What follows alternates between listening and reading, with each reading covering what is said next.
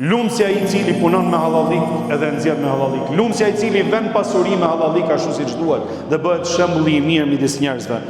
E Allahu xhaleshanuhu na tregon neve se populli i Shuaibit nuk zunë. Ata fillon duke u kërcënu.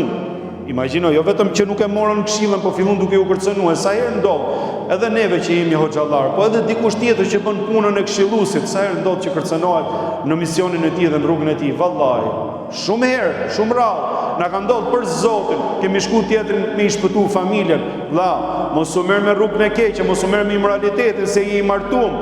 Pasha Allahu në ruaj familjen dhe kemi kapë në vete, i kemi thonë tamam siç duhet. Veç kur fillon pastaj fillon të sham Facebook. Fillon duke shkruajt komente, sepse ka inat, sepse ti i the një fjalë siç duhet. Tjetri të thua vlla, nuk je në rrugë mbar, e ke kapë në vetë, as nuk e ke fulliq, as nuk e ke përçmu, as gjë. Për hatër të Allahut, as kush nuk e din, s'ke fol me askënd. E merr budallalliku, fillon duke të bëhet dom, fol me gjithë njerëzit, hap emrin e keq, duke të shpif, e duke sa ju muhabete pa lidhje komplet.